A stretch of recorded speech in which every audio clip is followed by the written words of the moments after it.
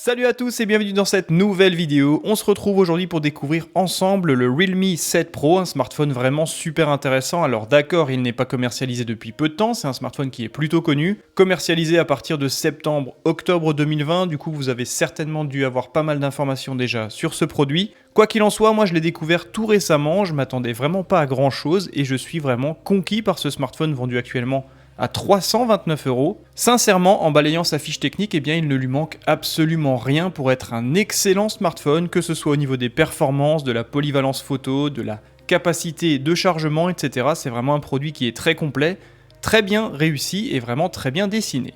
Alors Realme, vous n'êtes pas sans savoir que c'est une marque relativement récente, celle-ci fait partie du groupe BBK Electronics au même titre que Vivo et que Oppo. C'est donc un constructeur qui est plutôt solide, qui est arrivé il y a environ 1 ou 2 ans sur le sol français, j'étais d'ailleurs à la présentation de leur premier smartphone à Paris, et c'est une marque qui vise majoritairement un public assez jeune avec des produits relativement accessibles en termes de placement tarifaire, et qui couvre une majeure partie des fonctionnalités attendues par un public assez jeune, c'est-à-dire des photos de bonne qualité, une autonomie vraiment solide, une vitesse de chargement assez sympa, et un design très réussi. Bref, c'est vraiment une marque qui coche toutes les cases à mon sens.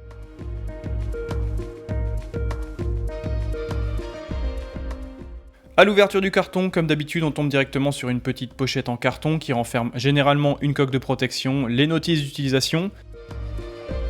Dans ce coffret, on retrouve bien évidemment un petit guide utilisateur qui est traduit en français. On retrouve également un document lié à la garantie de ce smartphone qui est bien sûr vendu en France, à la Fnac, chez Darty, chez Boulanger, etc. C'est vraiment pas un smartphone qui est importé par des chemins un petit peu alambiqués. C'est vraiment un produit et une marque qui est aujourd'hui pignon sur rue en France. Point intéressant, surtout avec ce type de marque un petit peu exotique, on retrouve une coque de protection en silicone directement intégrée dans la boîte. Ça c'est vraiment très sympa, ça permet de protéger son smartphone dès l'achat. Et je trouve que c'est toujours très positif de retrouver ce type d'accessoires avec ces smartphones, dans le sens où il y a finalement très peu d'accessoires en vente dans les magasins physiques. Donc là, le temps de trouver une coque alternative sur Amazon par exemple, vous pouvez quand même protéger votre smartphone, même si bien sûr cette coque est un petit peu souple et ne vieillira pas forcément très bien. Et dans le coffret, on retrouve également cette carte qui met en avant la résistance et la certification de ce smartphone, tant au niveau de la qualité d'affichage que de l'émission des lumières bleues que de la résistance physique du smartphone. Celui-ci a subi pas mal de tests et les résultats sont plutôt concluants. C'est donc un smartphone qui est fait pour être durable, entre guillemets. Une fois qu'on a retiré la pochette en carton, on tombe directement sur le smartphone. Celui-ci est vraiment plutôt joli, relativement compact encore une fois pour un smartphone proposé en 2020 avec un écran de 6,4 pouces. De plus, si vous achetez ce smartphone, vous aurez droit à un film de protection posé directement en usine, ce qui est toujours super sympa. Dans le coffret, on retrouve bien évidemment un câble de chargement USB-A vers USB type C. Celui-ci est vraiment impressionnant par sa section, il est vraiment très solide, très costaud. On retrouve également l'extracteur du tiroir NanoSIM, encore une fois c'est un point fort sur ce smartphone. En effet, on peut mettre 2 cartes NanoSIM plus une carte microSD allant jusqu'à 256 Go. Il n'y a donc pas de concession à faire entre avoir 2 lignes plus une extension de mémoire, vous pouvez faire les deux directement avec ce smartphone.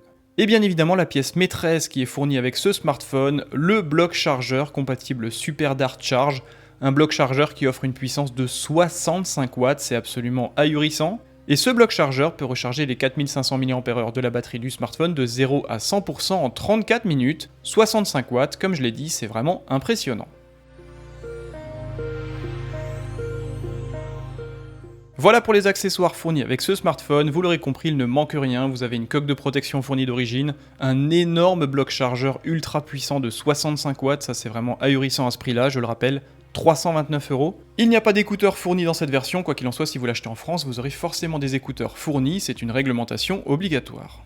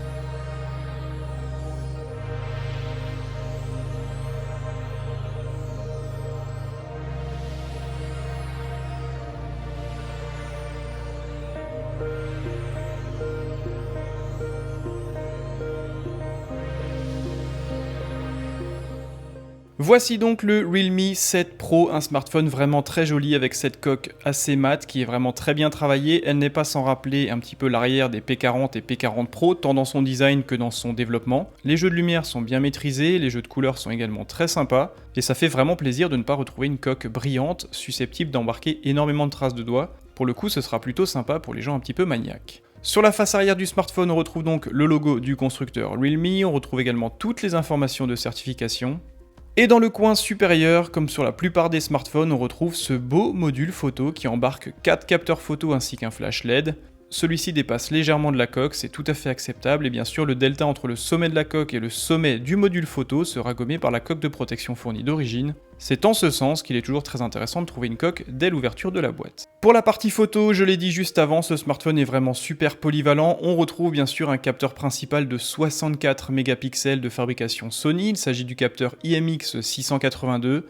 64 mégapixels optique d'une focale de 26 mm, ouverture à f1.8 donc plutôt lumineuse. C'est une focale grand angle classique qui sera utilisée la majeure partie du temps. Technologie de photographie pixel binning pour générer des photos de 16 mégapixels avec des photosites 4 fois plus grands, donc des photos de 16 mégapixels bien moins sensibles au bruit numérique et à la montée en ISO, ça c'est toujours très appréciable. Forcément la finesse des smartphones font que les capteurs sont trop petits pour être vraiment efficaces en cas de faible luminosité. Et cette technologie de pixel binning permet de s'en sortir un petit peu mieux. Second capteur photo beaucoup plus modeste celui-ci, 8 mégapixels, c'est une focale de 16 mm, optique à ouverture f2.3, c'est donc un capteur ultra grand angle, qui permettra de faire des photos assez sympathiques, notamment de paysages, de groupes et de monuments quand il n'y a pas assez de recul. Attention, bien évidemment, celui-ci va détériorer énormément les perspectives et les droites de vos photos.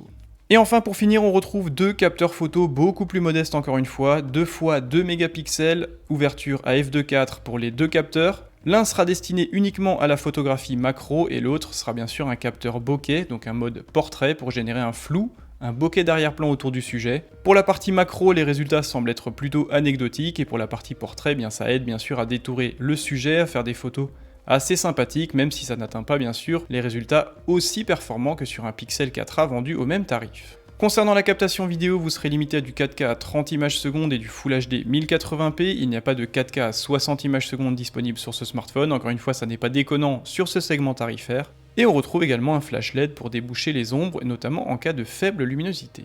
Sur la tranche du smartphone, on retrouve bien sûr un petit bouton de démarrage qui est plutôt joli et bien dessiné. Sur la tranche inférieure, on retrouve une grille pour le haut-parleur, la connexion USB Type C, on retrouve également un microphone extérieur et une prise mini jack 3.5.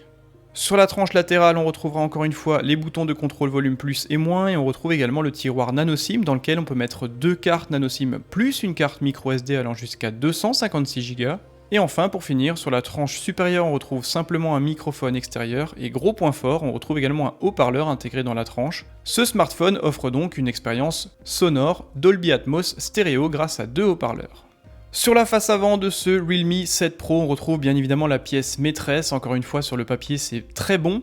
Écran 6,4 pouces, technologie Super AMOLED en définition Full HD+, avec une densité de 409 pixels par pouce, c'est donc tout à fait acceptable. Un taux d'occupation de la face avant proche de 91%, donc c'est plutôt intéressant même si bien sûr le menton mériterait d'être encore un petit peu mieux optimisé. Protection Gorilla Glass certainement de niveau 3 et un taux de rafraîchissement hélas limité à 60 Hz. C'est le seul point faible qu'on peut reprocher à cet écran, je suis vraiment ravi de retrouver une technologie Super AMOLED sur un smartphone vendu moins de 350 €. Et enfin dans le point son, sur la face avant, on retrouve encore une fois un capteur photo plutôt solide sur le papier, 32 mégapixels, donc vraiment une belle définition, et point intéressant, celui-ci gère également un mode nuit plutôt sympa, pour faire des portraits et des paysages en mode Nightscape. Au niveau des performances, c'est encore une fois plutôt intéressant pour le segment tarifaire, processeur Snapdragon 720 en version G, un GPU Adreno 618, 8 Go de RAM et 128 Go d'espace de stockage d'origine avec la possibilité de mettre une carte micro SD allant jusqu'à 256 Go en plus de deux cartes SIM. Une fois qu'on a démarré ce smartphone qui tourne bien sûr sur une surcouche maison Realme UI et qui est basé sur Android en version 10.0, on retrouve un bel écran AMOLED, des beaux contrastes, une luminosité vraiment agréable, très bonne lisibilité même en cas de forte lumière à l'extérieur. Les contrastes sont bien évidemment infinis, technologie AMOLED oblige. Le taux d'occupation de la face avant, comme je l'ai dit avant, est plutôt intéressant, même si le menton fait un petit peu tâche, même en 2020. Ça reste vraiment très agréable de retrouver ce type de technologie sur un smartphone vendu encore une fois à moins de 350 €. Bien évidemment, le mode sombre est disponible sur ce smartphone comme sur la majeure partie des smartphones commercialisés en 2020 et en 2021. Celui-ci prend absolument tout son sens sur une technologie OLED ou AMOLED, les contrastes sont infinis, on a vraiment du mal à discerner la différence entre l'écran et les bordures noires du smartphone, c'est vraiment du plus bel effet et en plus ça économise énormément d'énergie, car comme vous le savez, le noir est généré par une absence d'alimentation électrique sur un écran OLED ou AMOLED. Au niveau des autres paramètres, ce smartphone embarque, comme je l'ai dit juste avant, une énorme batterie de 4500 mAh avec une excellente autonomie allant jusqu'à 2 jours voire 2 jours et demi, 0 à 100% en 34 minutes grâce au bloc chargeur de 65 watts fourni d'origine dans la boîte, ça c'est encore une fois très intéressant. Il n'y a malheureusement pas de compatibilité avec la charge sans fil, mais c'est encore une fois plutôt cohérent sur ce segment tarifaire. L'interface quant à elle est plutôt réactive, plutôt jolie, on peut encore une fois paramétrer tout ce que l'on souhaite, la forme des icônes, la police, les widgets, c'est vraiment très sympathique, il y a vraiment un ADN qui est très sympa chez Realme, tout comme chez tous les acteurs du groupe BBK Electronics, et j'aime particulièrement le fait de pouvoir gérer un smartphone comme on l'entend. Au niveau des autres paramètres importants sur ce smartphone, il est bien sûr équipé d'un module NFC, d'un module Bluetooth en version 5.1, compatible avec le Wi-Fi en version 5, il pèse 182 grammes, c'est plutôt contenu par rapport à la taille de l'écran. Le smartphone est vraiment bien équilibré, plutôt fin, la répartition du poids est vraiment excellente. Les matériaux choisis renvoient une image de qualité même si le dos est en plastique. Connectivité USB type C, mini jack 3.5, NFC, Bluetooth 5.1, bref c'est vraiment un smartphone qui est très polyvalent en termes de connectivité. Deux points négatifs, celui-ci n'est pas compatible avec la charge sans fil et il n'est pas non plus certifié IP67 ou IP68, donc n'allez pas le rapprocher d'une source d'eau, éviter de s'en servir quand il pleut, etc. Mais c'est vraiment les deux seuls points faibles qu'on peut noter sur ce smartphone. Voilà pour la présentation et le déballage rapide de ce Realme 7 Pro, j'espère que cette vidéo vous a plu, n'hésitez pas bien sûr à me dire dans les commentaires ce que vous pensez de ce smartphone, n'hésitez pas à me dire également si vous voulez que je fasse un test un petit peu plus poussé sur cette version. Encore une fois, à 329 €, c'est l'un des smartphones les plus intéressants, même en 2021 pour l'instant. Il coche toutes les cases, il est vraiment excellent sur bien des aspects, notamment en termes de qualité d'affichage, polyvalence photo, vitesse de chargement et autonomie, et son design est en plus réussi, très proche d'un Huawei P40 ou d'un P40 Pro. Merci à tous d'avoir suivi cette vidéo, n'hésitez pas bien sûr à me rejoindre sur Twitter et sur Instagram et également à vous abonner à ma chaîne YouTube si cette vidéo vous a plu. On se retrouve très bientôt pour d'autres essais et déballages, à bientôt.